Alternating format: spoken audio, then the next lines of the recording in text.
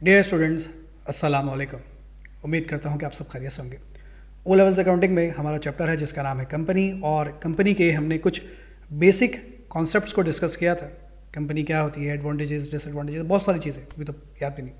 तो उन सारी चीज़ों को डिस्कस करने के बाद अब हम ज़रा चलते हैं कि हमारा जो पेपर आता है ओ लेवल्स का, उसमें क्वेश्चन किस तरह से आता है। तो उन क्वेश्चंस को हम ज़रा देखते हैं और उसे सॉल्व करने का पैटर्न देखते हैं। मैं स्टार्ट कर रहा हूँ क्वेश्चन नंबर 3 से। हमारे नोट्स के मुताबिक क्वेश्चन नंबर 3 है और अक्टूबर-नवंबर 2022 का ये पेपर है। क्वेश्चन में क्या क्या वैल्यूज़ दी हुई हैं ज़रा गौर से समझ लेते हैं। The following information is taken from the statement of financial position. हाँ, statement of financial position of C limited. यहाँ पे गौर से देखिएगा, सी लिमिटेड। मैंने आपसे कहा था कि कंपनी की पहचान है कि उसके नाम के आगे लिखा हुआ होगा लिमिटेड। खैर, एट 1 सितंबर 2021, 1 सितंबर यानी बिगिनिंग, ठीक है, 1 सितंबर यानी साल के शुरू की डेट हमें यहाँ पर बताई गई है। क्या क्या चीज़ें दी गई हैं? 5% डिबेंचर्स $60,000 जो कि हम पे करने 2024। ये जो डेट लिखी हुई है इसका मतलब इस डेट पर हमें इसे पे करना है। तो लॉन्ग टर्म डिबेंचर्स हो गए, ठीक है। उसके बाद equity shares, equity ordinary share capital value है, ये इसकी वैल्यू दी हुई है 2,40,000 शेयर्स। और ये क्या है सर, ब्रैकेट में क्या बता रहे हैं? ये ब्रैकेट में आपको ये बता रहे हैं कि जो आपकी कंपनी का एक शेयर है वो $0.5 का है। एक शेयर की वैल्यू बता रहे हैं। एक शेयर की वैल्यू को क्या नाम बताया था? पार वैल्यू बताया था, ठीक है। फिर आपको जनरल रिजर्व बताए गए $36,000 और फिर आपको रिटेन अर्निंग बताई गई है $22,000। ये सब ईयर के स्टार्ट के बैलेंसेज हमें दिए गए। नीचे कहते हैं ड्यूरिंग द ईयर एंडेड 31 अगस्त 2022, साल के आखिर में आपने कुछ काम किए। इन कामों को ज़रा गौर से समझना है हमें तफसील से, क्योंकि पहला सवाल है, इसीलिए लैंग्वेज को ज़रा गौर से समझना है और कॉन्सेप्ट्स को ज़रा गौर से समझना है। अ फाइनल डिविडेंड पेमेंट, लफ्ज़ है पेमेंट, पेमेंट हो गई, ठीक है। A final dividend payment of $12,000 was made, ठीक है, पेमेंट मेड, पेमेंट कर दी फॉर द ईयर एंडेड 31 अगस्त 2021, ठीक है। 31 अगस्त 2021 में की जो पेमेंट थी वो आपने इस ईयर क्या कर दी? पेमेंट वो कर दी। हमारा भी ईयर कौन सा चल रहा है? 1 सितंबर 2021, सही है ना। तो जो भी इसकी पेमेंट थी, जो पिछले साल की पेमेंट थी, देखिए आपका पीरियड कहाँ से स्टार्ट हो रहा है? 1 सितंबर 2021 से आपका सेशन स्टार्ट हो रहा है, ठीक है। ये जो आपका ईयर स्टार्ट हो रहा है हमारा, वो 1 सितंबर 2021 से हमारा ईयर स्टार्ट हो रहा है। और यहाँ का डेट है 31 अगस्त 2021, यानी कि इससे पीछे की ये डेट है। समझ आ रही है मेरी बात? ये जो 31 अगस्त है ये मेरे पीरियड से पीछे वाली डेट है, यानी पिछले साल की बात हो रही है। पिछले साल का डिविडेंड कितना था? $12,000। ये पिछले साल डिविडेंड अनाउंस किया था हमने, तो पिछले साल पे करना चाहिए था। नहीं जी, पिछले साल तो सर हमने प्रपोज किया होगा, अनाउंस किया होगा, राय ली होगी, लेकिन पेमेंट कब की होगी? पेमेंट आपने इस साल की होगी। तो वो यही बता रहे हैं कि इस साल जो आपने पेमेंट की है $12,000 की, ये डिविडेंड आपने पिछले साल 31 अगस्त 2021 को ये आपने अनाउंस किया था, लेकिन ड्यूरिंग द ईयर 31 अगस्त 2022, लेकिन पेमेंट आपने इस साल की है, ठीक है। अनाउंस पिछले साल किया था लेकिन पेमेंट आपने इस साल की है। अगर इस साल पेमेंट की है, जो काम इस साल हो रहा है वो सारे मामलात इसी साल लिखे जाएंगे। खैर, आगे बढ़ते हैं। N interim dividend payment of 0.02 पर share was made for the year ended 31 अगस्त 2022।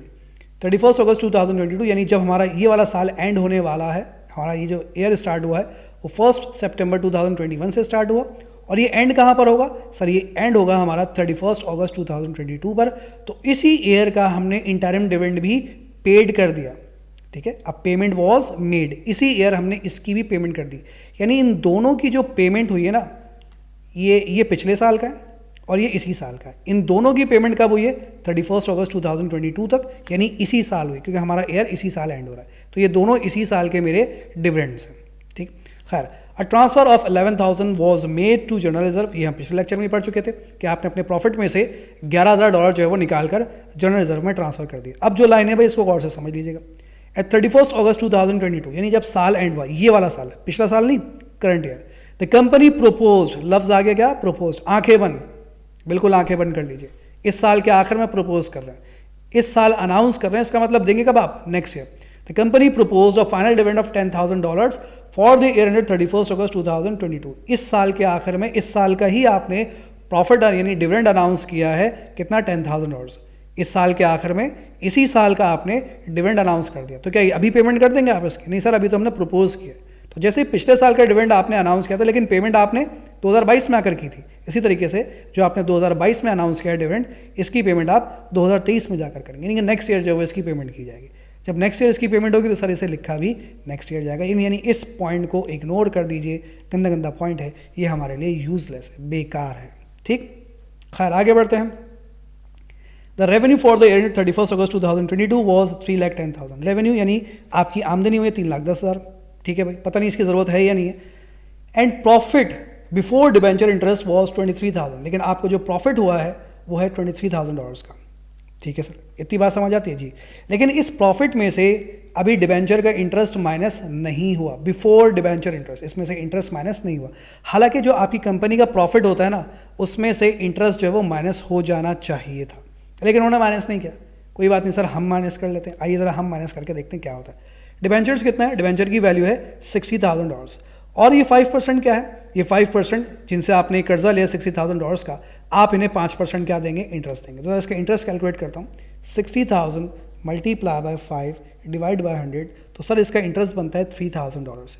यानी मेरा जो ये प्रॉफिट है $23,000 का, ये मेरा एक्चुअल प्रॉफिट नहीं है, इसमें से $3,000 को और माइनस होना चाहिए था, क्योंकि इंटरेस्ट भी हमारे प्रॉफिट में से माइनस किया जाता है। तो ये भी अगर मैं इसमें से माइनस कर दूं तो मेरी कंपनी का जो प्रॉफिट बनता है वो बनता है $20,000। माइनस करके देख लीजिए, सिंपल सी वैल्यू है $20,000।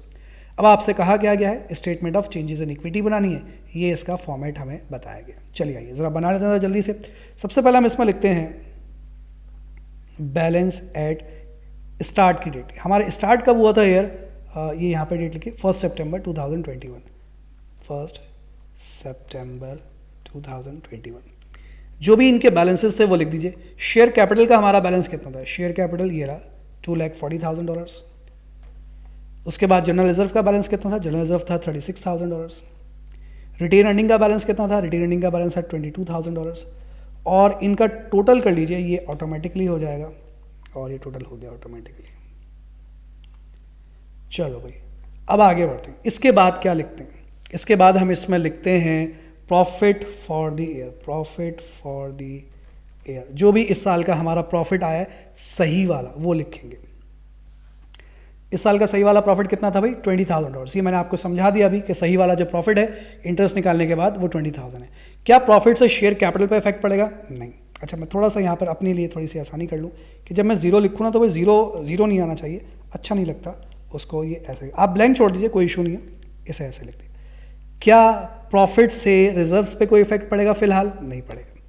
क्या रिटेन अर्निंग पे इफेक्ट पड़ेगा, सर बिल्कुल इफेक्ट पड़ेगा। आपके पास पिछले साल का जो प्रॉफिट जमा रखा हुआ 22,000, इस साल 20,000 का प्रॉफिट अगर और हो जाए तो आपकी रिटेन अर्निंग क्या हो जाएगी, बढ़ जाएगी। तो इसमें 20,000 आप क्या कर देंगे, ऐड कर देंगे। जैसे मैं यहाँ ऐड करूँगा ऑटोमेटिकली यहाँ पर भी 20,000 क्या हो जाना चाहिए, ऐड हो जाना चाहिए, ऑटोमेटिकली 20,000 इसमें भी ऐड होगा। जो इफेक्ट यहाँ पर आएगा वही इफेक्ट यहाँ पर भी आएगा। ठीक है, इसके बाद क्या लिखते हैं सर, इसके बाद हम इसमें लिखते हैं डिविडेंड। अच्छा जो जो चीज़ें हमने ले ली ना तो उसको मैं हाईलाइट कर लेता हूँ। मैंने क्या लिख लिया, ये मैंने प्रॉफिट लिख लिया। ठीक, ये पॉइंट मुझे लिखना ही नहीं है, छोड़ दिया। इसके बाद शुरू से आते हैं, फाइनल डिविडेंड लिख दीजिए भाई, आप भी लिख दीजिए। यहाँ पर एक लाइन की ज़रूरत हमें और पड़ेगी, फाइनल डिविडेंड पेड भी लिख देता हूँ भाई। फाइनल डिविडेंड पे करेंगे तो क्या कैपिटल पे कोई इफेक्ट पड़ेगा, नहीं जी कोई इफेक्ट नहीं पड़ेगा। रिजर्व्स पे कोई इफेक्ट पड़ेगा, नहीं जी कोई इफेक्ट नहीं पड़ेगा। रिटेन अर्निंग पे इफेक्ट पड़ेगा, जी सर बिल्कुल इफेक्ट पड़ेगा। जब आप डिविडेंड पे करेंगे तो कहाँ से निकाल कर देंगे, अपनी कंपनी के प्रॉफिट में से निकाल कर देंगे। जब अपनी कंपनी के प्रॉफिट में से मैं प्रॉफिट निकाल कर अपने शेयर होल्डर को दूंगा तो इससे मेरी कंपनी का प्रॉफिट रिड्यूस हो जाएगा, यानी कम हो जाएगा। तो इसमें से डिविडेंड आप क्या कर देंगे, माइनस कर देंगे। कितना डिविडेंड पे किया था हमने, फाइनल डिविडेंड $12,000। ये यहाँ से माइनस करेंगे, यहाँ से माइनस करेंगे तो टोटल में से भी 12,000 क्या हो जाएंगे, माइनस हो जाएंगे। ठीक है भाई, जी सर ठीक है। अब आ जाइए फाइनल डिविडेंड को भी मैं हाईलाइट कर लेता हूँ। नेक्स्ट पॉइंट है इंटरिम डिविडेंड पेड, ये भी लिख लेते हैं भाई, इंटरिम डिविडेंड पेड। एक लाइन पे और चाहिए होगी मुझे, मालूम चाहता हूँ भाई, और इसको मैं ड्रैग एंड ड्रॉप कर लूँ। ठीक है भाई, इंटरिम डिविडेंड पे करेंगे तो कैपिटल पे कोई इफेक्ट नहीं पड़ेगा, रिजर्व्स पे कोई इफेक्ट नहीं पड़ेगा। रिटेन अर्निंग अगेन आपकी कम हो जाएगी। ठीक है, रिटेन अर्निंग अगेन आपकी कम हो जाएगी, लेकिन पैसे नहीं दिए हुए सर इसके। ओ माय गॉड, यहाँ पे आ गया मसला। कह रहे हैं इंटरिम डिविडेंड के बारे में कहते हैं 0.02 पर शेयर। अब देखिए एक बात यहाँ पर समझ लीजिएगा, मैं आपकी आसानी के लिए लिख देता हूँ। जब वो आपको अनाउंस करते हैं ना भाई डिविडेंड, इसको मैं ऐसे लिखता हूँ DIVIDEND, डिविडेंड। जब वो आपको अनाउंस करेंगे डिविडेंड, तो डिविडेंड हो सकता है आपको वो 3 तरह से देते हैं, या तो वो आपको फिक्स्ड अमाउंट दे दें, फिक्स्ड अमाउंट, ठीक है, या फिर वो आपको परसेंटेज दे दें, या फिर वो आपको डिविडेंड बता दें पर शेयर। 3 तरीकों से वो आपको डिविडेंड बता सकते हैं। अगर तो फिक्स्ड अमाउंट दे दिया, जैसे कि यहाँ पर दिया होता, अब final dividend of $12,000 fix amount दिया, तब तो कोई टेंशन ही नहीं, डायरेक्ट लिख दिया। लेकिन जब वो आपको डिविडेंड देना परसेंटेज में, तो क्या करना है, तो ये आपको apply on value of ordinary share capital, ये आपको अप्लाई करना है। किस पे अप्लाई करना है? Value of ordinary share capital. Percentage किस पे अप्लाई करेंगे? वैल्यू पे। जो भी शेयर कैपिटल की वैल्यू है, अगर डिविडेंड यहाँ पे परसेंटेज में दिया होता है 10%, तो आप इस वैल्यू का, ये शेयर कैपिटल की वैल्यू है, इस पर आप परसेंटेज अप्लाई कर देते हैं, ठीक है, वैल्यू पर। लेकिन जब वो कहे ना डिविडेंड पर शेयर, तो ये क्या करना है? Apply on number of shares. किस पे अप्लाई कर देना आपको? ये नंबर ऑफ शेयर्स पर। अगर वो कहें पर शेयर, तो यहां पर भी अगर हम गौर से देखें तो लिखा हुआ है इंटरिम डिविडेंड 0.02 पर शेयर। पर शेयर में डिविडेंड दिया हुआ है, तो पर शेयर में दिया हुआ है, तो ये मुझे किस पे अप्लाई करना है? नंबर ऑफ शेयर्स पर। अब प्रॉब्लम ये है कि मेरे पास कहीं पर भी ना नंबर ऑफ शेयर्स नहीं, ये सारी क्या है? वैल्यूज है। डॉलर का मतलब ये वैल्यू है, नंबर ऑफ शेयर तो है ही नहीं। तो नंबर ऑफ शेयर मैं कैसे मालूम करूँ? जरा गौर से समझिएगा। मेरे पास जो टोटल शेयर है, उनकी जो टोटल वैल्यू है वो कितनी है? $240,000। क्या आपको पता है एक शेयर कितने का? जी सर पता है, एक शेयर है 0.50 का। तो क्या कीजिए, इस 240,000 को डिवाइड कर दीजिए एक शेयर की वैल्यू से, जो कि है 0.5। डिवाइड करेंगे तो आंसर आ जाता है कितना? 4,80,000 शेयर्स। ये क्या आए हैं भाई? ये आए हैं 4,80,000 शेयर्स। यानी मैंने पब्लिक को अब तक 4,80,000 शेयर्स जो है वो बेच दिए। एक शेयर कितने का बेचा मैंने? 0.5 का। तो जब 4,80,000 के शेयर 0.5 के हिसाब से कैलकुलेट करूंगा तो उनकी वैल्यू कितनी बन जाएगी? 2,40,000। 0.5 का मतलब आधी वैल्यू पर बेचे, तो 4,80,000 का आधा करें कितना बन जाता है? 2,40,000। तो नंबर ऑफ शेयर्स कितने आ गए भाई? 4,80,000, ठीक है। तो इंटरिम डिविडेंड की जब कैलकुलेशन करेंगे तो नंबर ऑफ शेयर्स कितने हो गए? 4,80,000। उन्होंने कहा था 0.02 पर शेयर, जितने शेयर होंगे उस पर 0.02 अप्लाई करिए। तो नंबर ऑफ शेयर्स हैं कितने? 4,80,000 मल्टीप्लाई बाय 0.02। इसे मल्टीप्लाई कर देंगे आप 0.02। ये 0.02 कहाँ से आया? यहाँ से आया, ठीक है भाई। मल्टीप्लाई कर दे तो ये बन जाते हैं 96,000। और ये डिविडेंड मुझे यहाँ से क्या करना है सर? आपको ये यहाँ से माइनस करना है। क्यों माइनस करना है? क्योंकि मैं डिविडेंड जब पे करूंगा तो इससे मेरी रिटेन अर्निंग क्या हो जाएगी? कम हो जाएगी। अभी मैं एक चीज़ यहाँ पर लिखूंगा आपकी आसानी के लिए, इंशाल्लाह उससे आपको अफादा होगा, ठीक है। और क्या हुआ भाई? इसके बाद यहाँ से ही माइनस होगा और यहाँ से ही माइनस हो जाएगा। इसके बाद एक आखिरी चीज़ रह गई, ट्रांसफर टू जनरल रिजर्व, है ना, ठीक है भाई। TRANSFE, transfer to general reserve. Capital पे कोई इफेक्ट नहीं पड़ेगा आपके। हाँ, जनरल रिजर्व पे इफेक्ट पड़ेगा। कितने ट्रांसफर किया आपने? $11,000। जनरल रिजर्व में पहले से हैं $36,000, आपने 11,000 इसमें अगर और ट्रांसफर कर दिए तो आपके रिजर्व में 11,000 बढ़ जाएंगे, इंक्रीज हो जाएंगे, ठीक। और कहाँ से निकाल कर ट्रांसफर करेंगे सर? हम रिटेन अर्निंग से निकाल कर ट्रांसफर करेंगे। तो जब रिटेन अर्निंग से निकाल कर आप यहाँ पैसा ट्रांसफर करेंगे तो रिटेन अर्निंग में $11,000 जो है वो कम हो जाएंगे, यानी माइनस कर देंगे। अब देखिए ऑटोमेटिकली ये वैल्यू 0 हो जाएगी। क्या बात है भाई, क्या बात है। अब ये 0 होती है ना, मुझे अच्छी नहीं लगती, तो मैं इसको ऐसे कर देता हूँ। 11,000 प्लस हुए, 11,000 माइनस हो गया, तो आंसर हो गया 0, ठीक है जी। अच्छा, इसके बाद हमें कर लेना है इसका टोटल। ये हो जाता है इसका टोटल, और इसे हम नाम दे देते हैं, ये 1 सितंबर का बैलेंस था। अभी हो जाएगा बैलेंस एट, जो ईयर की लास्ट डेट होगी यानी 31 अगस्त, AUGUST अगस्त 2021। ये होगा आपके सारे के सारे क्लोजिंग बैलेंसेस, ठीक है। अच्छा, ये स्टेटमेंट हमें क्या बता रही है? ये बता रही है कि साल के शुरू में कैपिटल था 240, साल के आखिर में भी 240। साल के शुरू में रिजर्व थे 36, लेकिन साल के आखिर तक रिजर्व हो गए हमारे 47,000। साल के शुरू में हमारे पास प्रॉफिट रखा हुआ था $22,000 का, लेकिन अभी हमारे पास जो प्रॉफिट रिमेनिंग है ना भाई, वो जस्ट 9,400। साल के शुरू में हमारी जो शेयर होल्डर इक्विटी, यानी जो शेयर होल्डर की इक्विटी थी, मालिक की इन्वेस्टमेंट थी टोटल, वो थी 2,98,000। अब साल के आखिर में जो शेयर होल्डर इक्विटी है वो है 2,96,400, यानी शेयर होल्डर इक्विटी जो है वो थोड़ी सी कम हो गई। ये क्या बन गई, हमने बना लिया हमने statement of changes in equity. ठीक है, अच्छा डिविडेंड के पॉइंट को माइंड में रखिएगा। अब एक चीज़ मैं आपकी आसानी के लिए यहाँ पर और लिखने जा रहा हूँ जो कि मुझे लगता है कि होनी चाहिए, क्या, रिटेन्ड अर्निंग्स। रिटेन अर्निंग पे कब कब इफेक्ट पड़ेगा, ठीक है, रिटेन अर्निंग पे कब कब इफेक्ट पड़ेगा, मैं आपकी आसानी के लिए यहां पर लिख रहा हूं। एक तो आ जाएगा सबसे पहले इसका रिटेन अर्निंग का ओपनिंग बैलेंस। ठीक है, रिटेन अर्निंग का आया सबसे पहले ओपनिंग बैलेंस, फिर इसमें ऐड होता है, क्या ऐड होता है इसमें, प्रॉफिट फॉर द ईयर।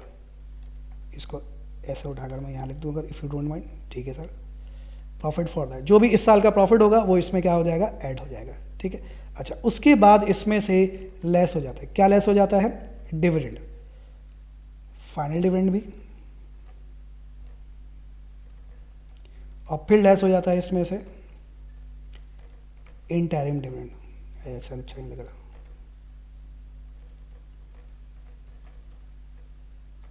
और फिर लेस हो जाता है इसमें से रिजर्व्स।